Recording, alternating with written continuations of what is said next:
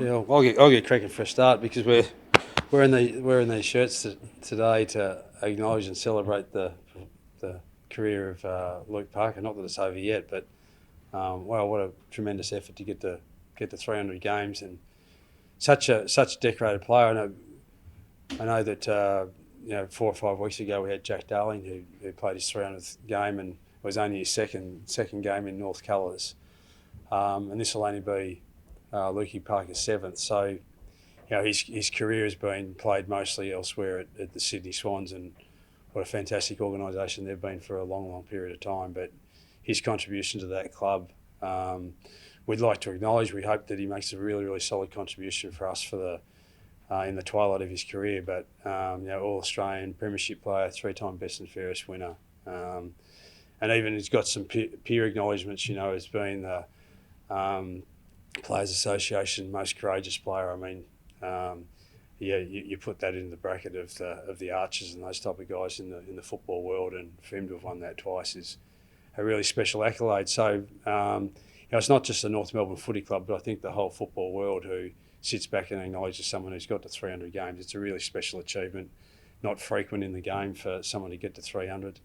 You get guys like Pendles that are just pushing on past 400, but it's just an extraordinary effort to get to that amount of games. And we tip our hats off to Luke Parker this weekend. What's he brought so far? Well, I'd like to say that it's materialised into wins for us. It hasn't just yet, but the influence of those three guys have been really important for our group, and we're hoping that at some point in time that will materialise into some victories for us, and I think it will in the long term. Just the hard part is that we all want to win now, and it's frustrating that we're not. And our last 2 to 3 games in particular, where we've lost by significant margins, we've just let ourselves down in significant parts of the game. And the disappointing part with the weekend against Carlton was that it was just like a patch at the end of the first quarter where for 5 minutes they kicked 5 goals, and we pulled ourselves back into the game in the second quarter, but couldn't arrest that momentum. So that's frustrating for us. But those guys, their leadership and their character, they've been through the highs of AFL footy, and they've also had some tough times and some adversity, whether that's individually through injury and whatnot, or whether it's been as teams and clubs. So that's the breadth of experience that they can bring to our boys. And to be fair, Luke has been right at the forefront of all of that. Just on those lapses you talk about, I mean, do you know why that takes place? Is it a system thing, or is it like a focus thing during the game? Yeah, well, it's a combination of all above.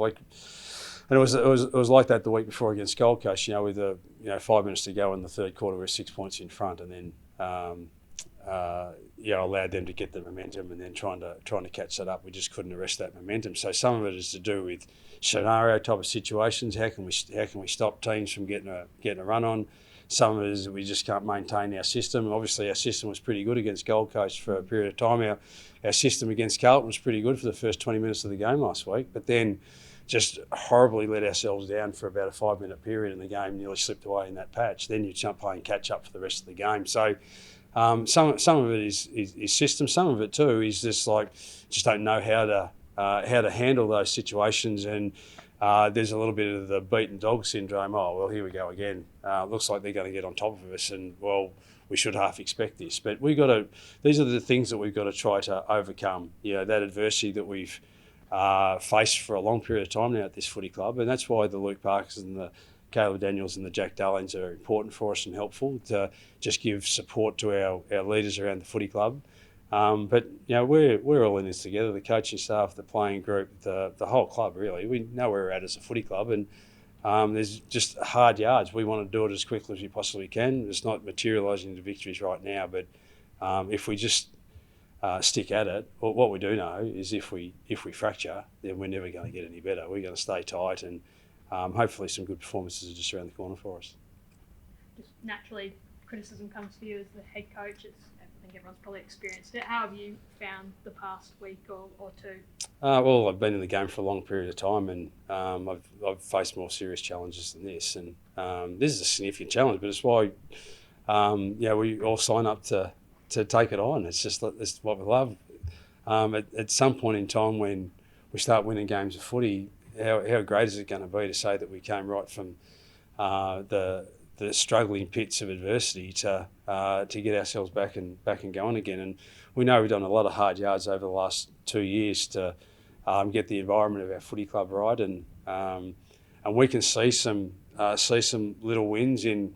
Like even on the weekend, the fact that we had a really terrible 5 or 6 minute period at the end of the first quarter, but then bounced back to win the second quarter 4-2. That shows some character and some resilience. Now, then we let it slip again in the second half. So there's still little wins along the way that we can find and identify with our players. Even if it's as simple as George Wardlaw returning from injury last week and the contribution he was able to make, and showed no signs of any hamstring awareness at all. You'd think he'd just be a little bit careful coming back in his first game, but he just went bull at a gate, and we just loved that about him. And our supporters were cheering him, and unfortunately they couldn't cheer the scoreboard as much as they could cheer George. But they're just little wins that we search for along the journey, and as we get more and more of those collectively, then that's when we'll start winning some games of footy.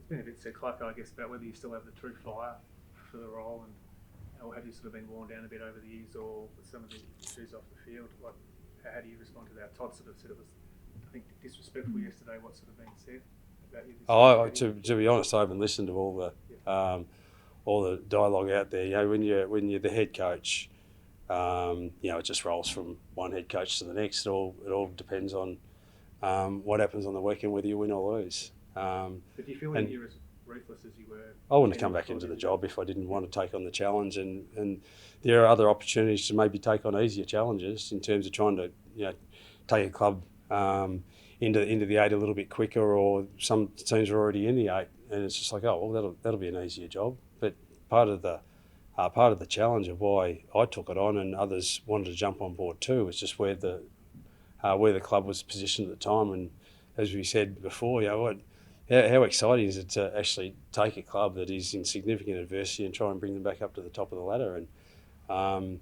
at the minute, it looks like, well, we're not making a hell of a lot of progress. But as long as the club stays together and stays stable, it's going to turn. And I know that the wider football media are sick of hearing it, but it'll come. The Melbourne Footy Club, where Todd spent a lot of his time, there was a 5 or 6 year period where they were having early draft picks every year, and it's just like, when's this going to happen? Like, guy, the media are onto him. It's just like, you're getting all these picks and the talent's there, and then all of a sudden, bang! It just happened. Same with Brisbane. So I wish I had the crystal ball to be able to look into that ball and say, this is the day that it's going to happen for this footy club. But all I can tell you is that day is getting closer. It's not getting further away, and we'll continue to back ourselves in until such time as the evaporation of time is just too great a period of time where they say, well, Clark, I don't think you're the bloke anymore. But for as long as I've still got the passion inside me to try to drive this club back to where I think it can get to,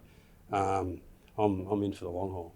What are the 1 or 2 things you want to see Saturday that, I guess, reduces the scoring of the ball? Yeah, well, I don't think it's any secret. It's just like 2 things. Like, one of the things that we've been pretty strong at, or at least competitive in over the last 2 to 3 years, really, has been our contested ball. And we just got absolutely smashed by that in that part of the game last week, which is really disappointing for us. That territory battle, and Port Adelaide's no different, and no game of footy is really.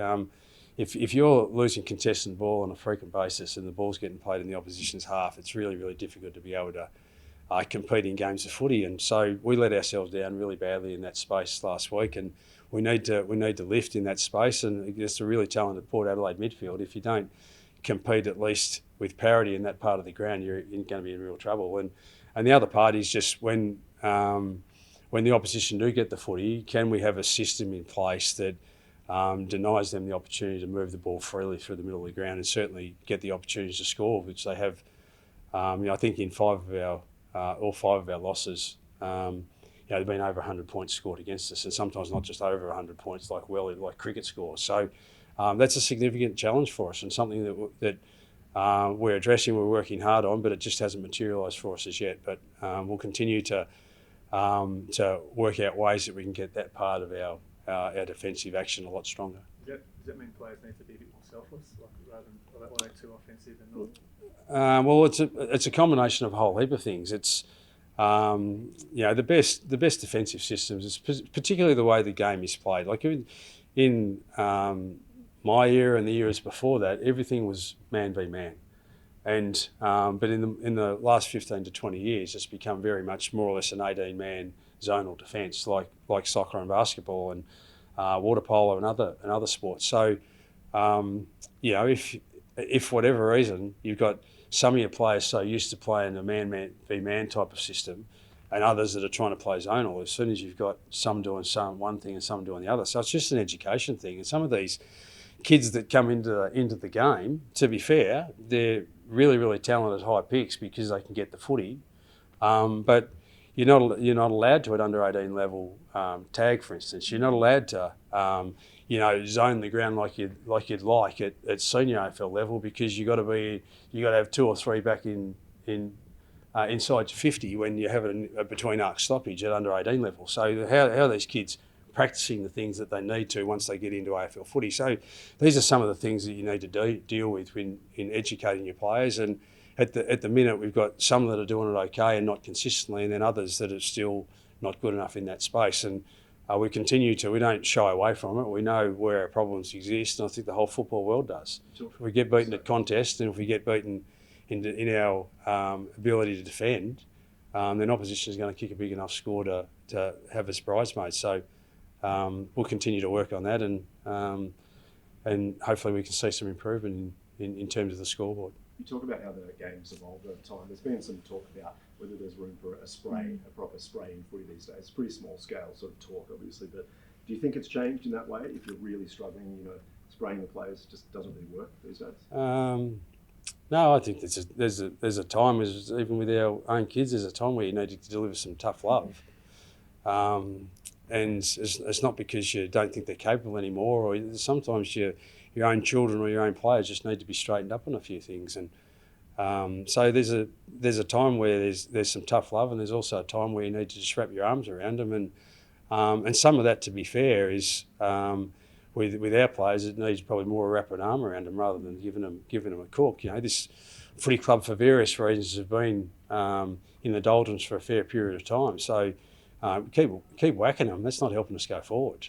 So I know the outside world want to bring back the bash and crash in terms of the verbal sprays and that sort of stuff. But just got to understand the environment, and sometimes I'm sure our players would tell you if they wanted to reveal it to the outside football world that I'm not all kisses and cuddles. I think everyone's known that about me for every time I've been involved in AFL footy, but I also know when the right time is to just wrap an arm around a guy and try and give him some support. And we're going through a tough time at the present time. But 5 weeks ago we beat Melbourne. And say, can we compete in contests and that sort of stuff? Well, I'd sit there and say, well, Max Gawn's 7-time All-Australian, and Petrarca, Oliver and Viney, these guys that sit underneath him, they're pretty handy players, as we saw when they knocked off Fremantle on the weekend. And for a fair period of time, everyone's questioning Melbourne too. This is the blowtorch will go to any team that's not performing on a consistent basis. We understand that, and that's been us for far too long. But we're working our darndest to make sure that changes. Harris Cheezel went down in training. Is he okay? Yeah, he just got a knock that a nerve in his leg that, but he's okay. It just he had a bit of. I used to think you only got the knock on the funny bone on your elbow, but somewhere there's a funny bone in his leg that just caused a bit of tingling in his foot. But he just came out of training for 2 minutes and then just got back into it again.